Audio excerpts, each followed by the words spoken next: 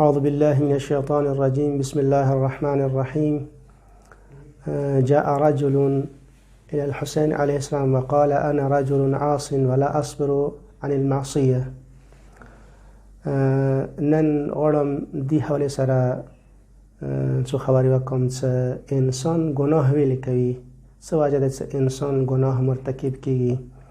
یعنی ممکن ده انسان زن و شیان باندې ظاهرا اعتقاد لري اما قلبا اعتقاد نه لري، زړه ته اعتقاد نه وی الویدل، دی وجه انسان ګناه کې مبتلا کیږي. و الا که انسان صحیح معنو کې اعتقاد لري هغه بیا ګناه سره روبرو نه کیږي او ګناه مرتکب نه کیږي. روایت ده چې یو کس امام حسین علیه السلام ته راغللو او ته یې چې زه یو ګنهګار کس یم، انا رجل عاص ولا اصبر عن المعصیه، و زه ګناه نه صبر نشم کوی. فعظني بموعظه، ما ته یوه موضوعه وکړه، یو نصیحت درته وکړه، زه ګناه نه ځان وساتم. امام علیه السلام ته قال علیه السلام افعل 5 اشیاء واذنب ما شئت، 5 کارونه وکړه، 5 افعال انجام کردن بعد د زړه غواړي ګناه وکړه. یعنی د کاسو خوشحالي شو چې مولا لکه ماته مستقله چوټي راکوه شزه که څه مزړه غواړي اره و ګناه کوای شم، ځکه چې امام درته یې څه 5 کارونه وکړه، 5 کارونه وکړه، نور کومه ګناه کوم مشکل نشته. نو امام ته یې فاول ذلك لا تاكل رزق الله واذنب ما شئت، ته د خدای رزق ما خوره بیا د زړه غواړي ګناه وکړه. یعنی اوس مو ټوله د خدای رزق خورو، حتی چې مو څه هم لرو، حتی دا وجود هم ایمو خپل نفس وجود ده، دا ایمونه ده، دا کچیر ایوی لحظه ده پاره د خدای کوم فیض الهی ده هغه کارت شي اصلا مو نابود کیگو، اصلا وجود مختم کیگی، نابود کیگو، فنا کیگو. ایمو دا وجود هم فیض الهی واجده سمو زنده، و الا که ایوی لحظه ده فره فیض الهی کارت شي اطول عالم و در هم بر هم شي فنا بشي. نو انسان مو ټول رزق الهی خو خورو، خو چون که صحیح معنو کې دیني معتقد نه یو د رزق د مو خدای خو به خدای گناه یا کو معصیت یا کو. کچیر انسان صحیح معنو کې اعتقاد لري خدای رزق د خو به خدای گناه ویل کو، هغه گناه کې مبتلا نه کیږي. دویم اخرج من ولایت الله واذنب ما شئت، د خدای ولایت نه، د خدای حکومت نه، د خدای د کائنات نه وځه، بیا څه غواړي ګناه وکړه. نو ما ته تاسو وایي چې دنیا کونج کې یو هم یوه المشت ځای یا حتی یو سانتیمتر ځای داسې شته چې هغه د خدای ولایت نه خارج وي، د خدای ملکیت نه خارج وي. د دنیا کې هر څه دی ټول خدای دی، نو ګناه ته ځای نشته. کوم ځای کې د ګناه کوي؟ هر چی ته خدای ملکیت ده، د خدای کائنات ده، د خدای دنیا ده، د خدای ولایت الته موجود ده. دریم مولا ته چې اطلب موضعا لا يراك الله واذنب ما شئت، یو داسې ځای، یو داسې موضع ځان ته ولټوه، داسې مقام ځان ته ولټوه چې هغه ځای کې ته خدای نه کسي. نو خدای کوم ځای کې ته نه کسي؟ چې چېته هم څه خدای د کسي. که ایمو د اعتقاد وي چې مو چېته هم څو خدای مو کسي، نو بیا انسان ګناه کې مبتلا نه کېږي. ظاهرا داسې معلومیږي چې کوم کسان ایما غوندې کې بدبخت چې کله ګناه کې مبتلا کېږي هغه وجه دا وي چې خدای باندې صحیح معنو کې اعتقاد نشته، او دا اعتقاد نشته چې خدای د مو کسي.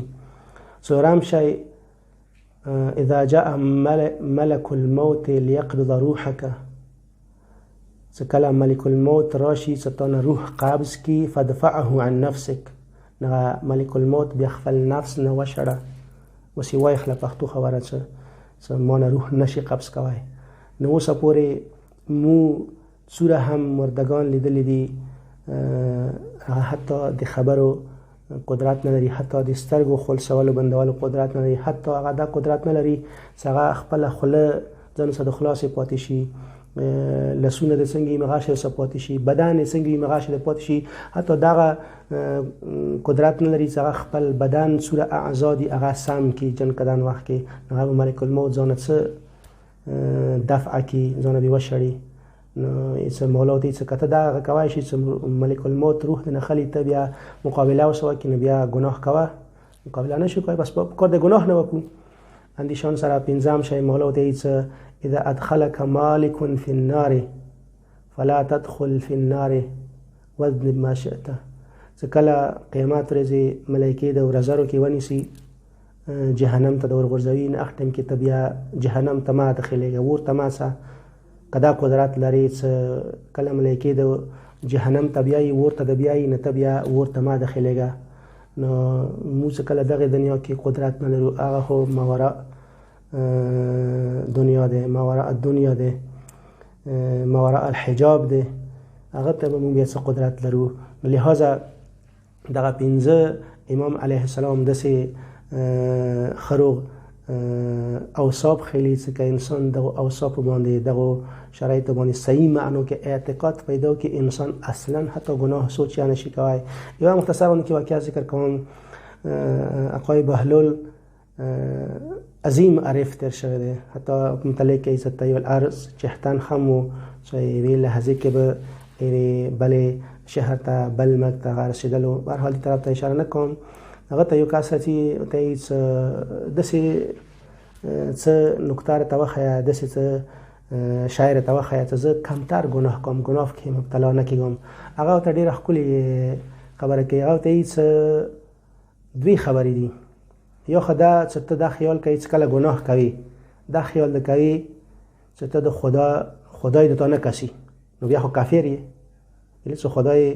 کله چوک دا اعتقاد پیدا وکړي چې خدای د ما نه کسي نو خو بیا کافر دی ویلې خدای هر چی ته کسي هر چی ته موجود دی ته چی ته یې خورسي اینما تولوا فثم وجه الله ته چی ته چې خدای مالته موجود دی کوم طرف ته سترګړی خدای الته شته او خدای د مو هم کسي